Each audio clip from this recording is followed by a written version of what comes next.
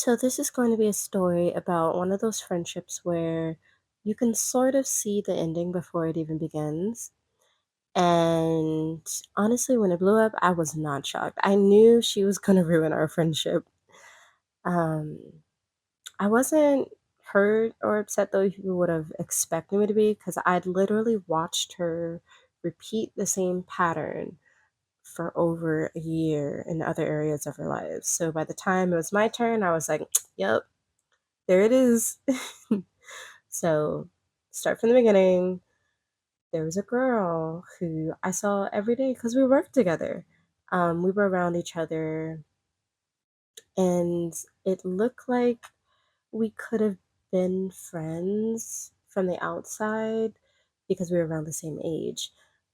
So, I am an exotic looking light skinned black woman, and she was an unambiguous black woman. She was very beautiful in her own way. She had a very strong presence and she had a very noticeable energy. So, when I first met her, she was honestly kind of rude to me.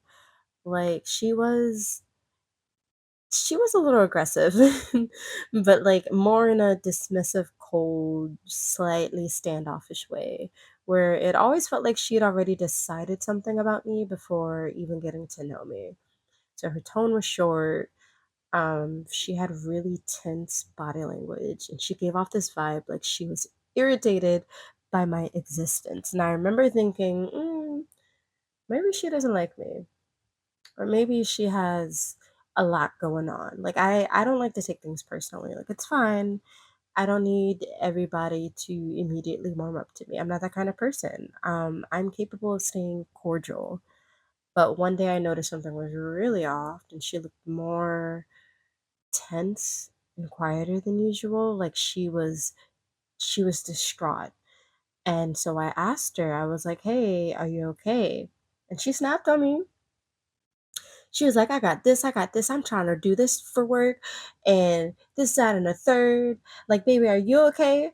I was like, all right, well, you just look like distraught over something.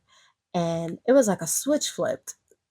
And, like, the second I asked her that, it was like a dam broke, and she immediately started trauma dumping. She was shaking, she was crying, and, like, it wasn't a slow dump. Like, she started unloading deeply personal things all at once, like her family issues, relationship issues, pain, insecurities, trauma, anxiety, abandonment, like literally everything.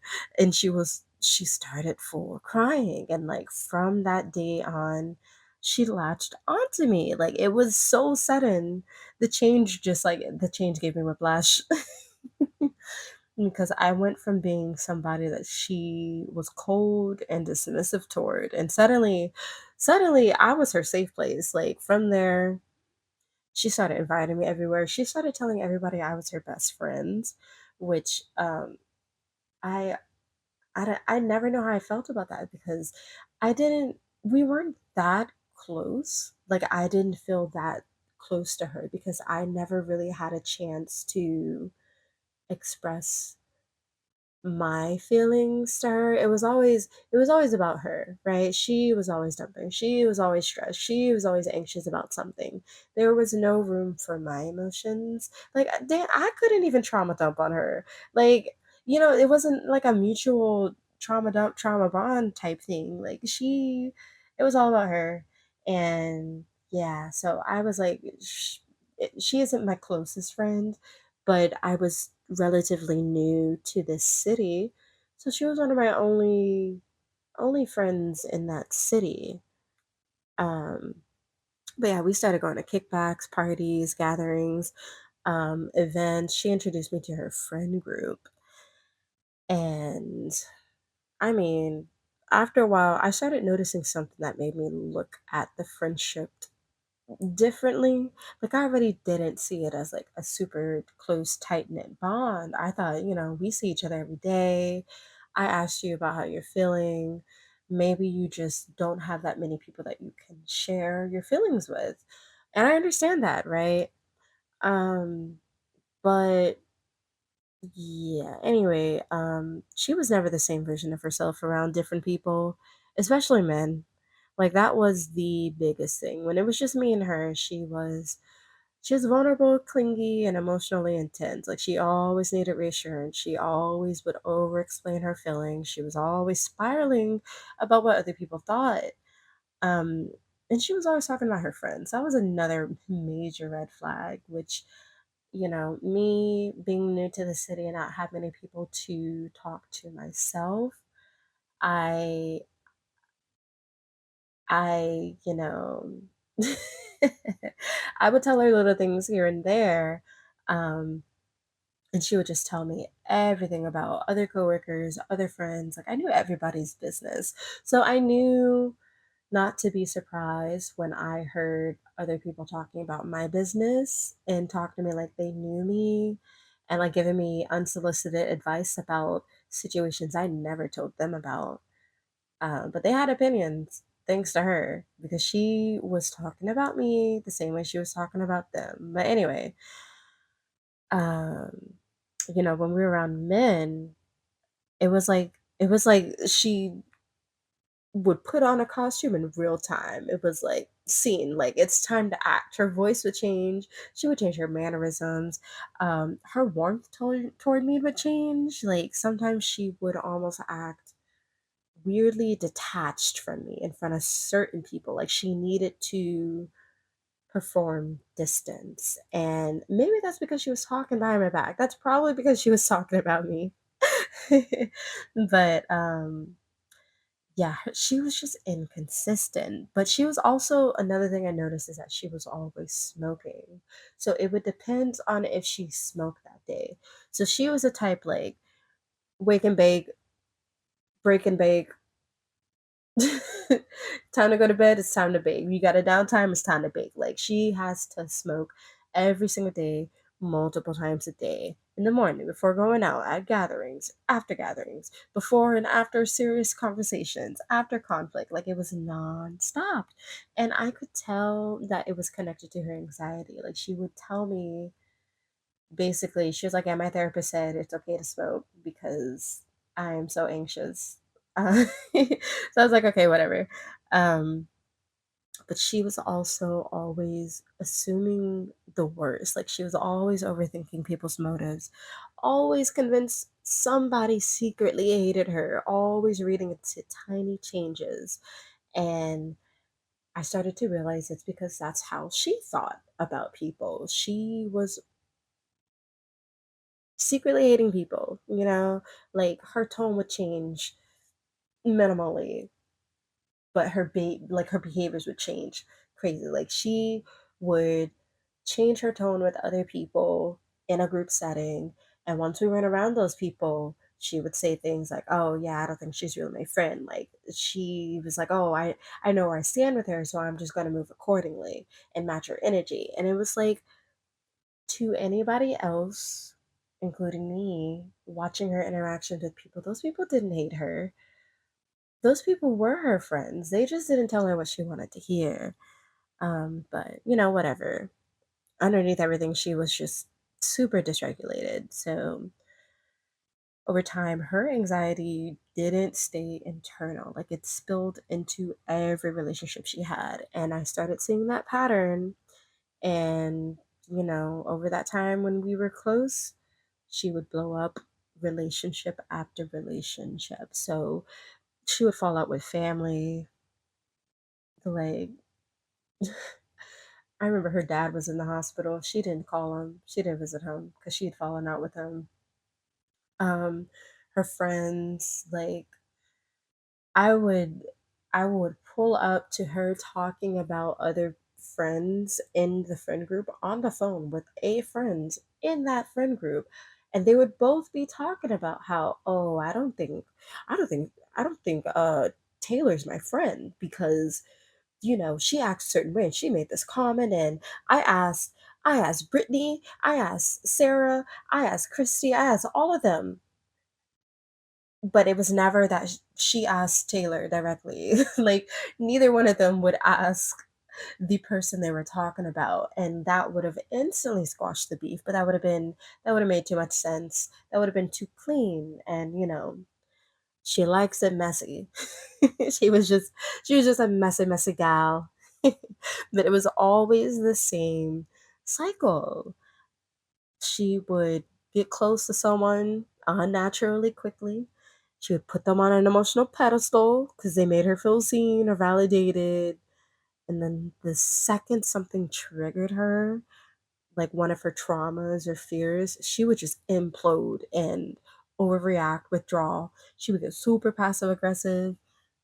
She would start assuming intentions and tell half the story to other people. And the other people she would tell, she would be seeking validation and then completely scorch the relationship. And she always felt justified, like every single time. Like she never saw her own wrongdoings. And so at first I was giving her the benefit of the doubt just because, as her friend, of course, I only had her side of the story. But after seeing it happen over and over again, sometimes watching it in real time, I realized that the common denominator was her and her inability to like regulate herself before reacting. Like everything became emotional collateral damage. And to be completely honest, I always knew my time would come. And it's not because I did anything wrong, but because like when you watch someone like completely self-destruct over and over in every connection around them, you know it's not you. Like it's just them. And it's not something I could have helped her through. Like she never wanted to hear reason. She never wanted advice. Even when she did want advice, she didn't want advice. Like there were so many moments where I could feel the shift before it actually started. And there were a few times where it would be clear that she felt insecure. Like she was comparing herself to, she would make these crazy comparisons with me just because, for reference, she is shorter, she's more on the muscular, stocky side, but she's short, um, like below average height. And me, I'm average height, but I have like I would say like a slim, thick build. Like I have the booty. I had the chest. You know what I mean? Like my waist is small. I have an hourglass shape. And then I also not only would comparisons of body shape and skin tone come up, but also hair because I always wear my natural hair. If it's not if it's not curly, I will wear braids or something. And so she would always compare our hair textures, like, oh, my hair is finer than yours. Um, and she would just say random things like, oh, my hair is really healthy. Maybe you should consider using this oil because I use it for my hair. Like she always made sure her hair was done, but mostly because she didn't like her natural hair. I don't know. I don't know if she didn't like her natural hair texture or if she was so overconsumed by comparisons between her hair textures and everyone else around her that she just always kept her hair in a sew-in or in braids. Um, but yeah, no, like I don't know. It was just there were a lot of weird moments where it didn't feel like a real friendship. It felt like a competition. And there would be times where I would say things like, "Hey, I'm thinking of starting a podcast or something." And she'd be like, what do you want to start a podcast for? Like what are you even going to talk about?" Like there were certain things that I would express wanting to do, like certain ambitions that I had that she would just speak fear into or just be rude about. Like it was very strange. Um but anyway, she would have these changes in her energy that felt like I said rooted in comparison or insecurity or just poor image management. Like nothing blatant enough to confront because she wasn't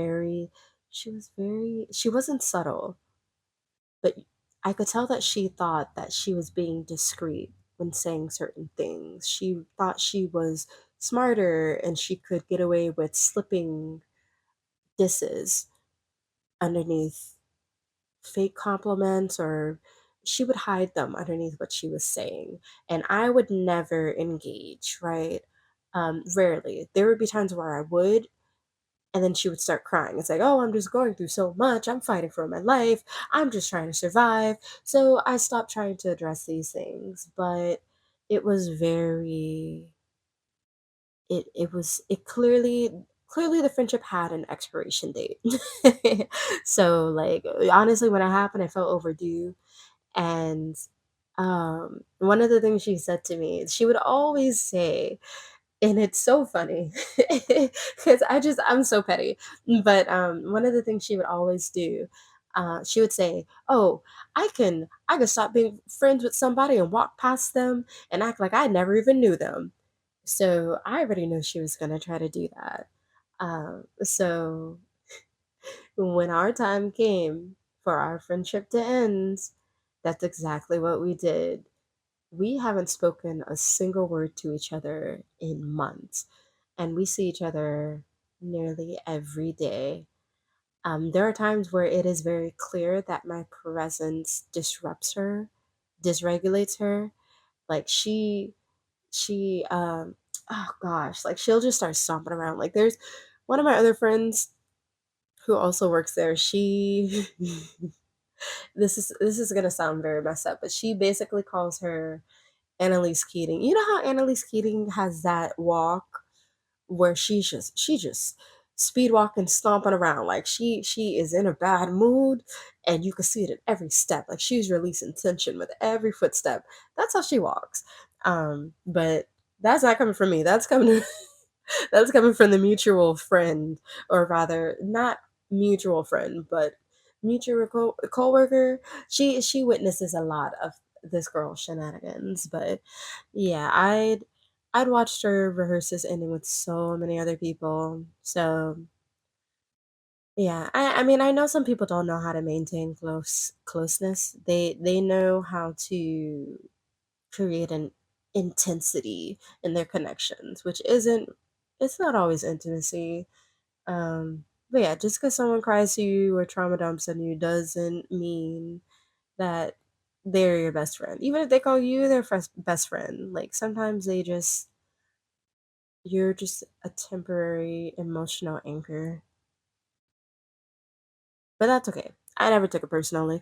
Honestly, I felt compassion more than anything because I'd spent over a year watching someone repeat the same self-fulfilling prophecy, fear abandonment, become reactive, damage the relationship, and then use the damaged relationship as proof that everyone leaves. Like it was almost painful to witness.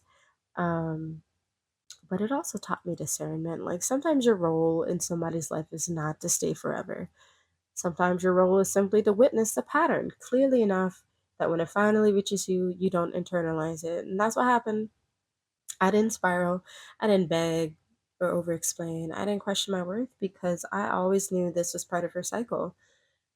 And yeah, there was so much peace in letting it go. Like I didn't realize how much a dysregulated person can dysregulate the people around them. Like when they latch on you and then eventually sabotage a connection, like it's not about you. It's not about your failure, but I think it is up to you to know when to let a connection go, right? I should have known sooner. There were definitely moments where I should have let it go and I held on to the connection out of compassion for the other person. Like I never had enough compassion for myself. And that is one of the lessons that I learned. Like I love community. I love the concept of community. I love giving. I'm a recovering people pleaser, whatever they like to say. But yeah, sometimes it's not worth it. Like I'm not saying, don't be inconvenienced by people because obviously connections come with inconvenience, but there comes a point There comes a point where you just have to love yourself enough to let other people go. You know what I mean? Anyway, that's all for today.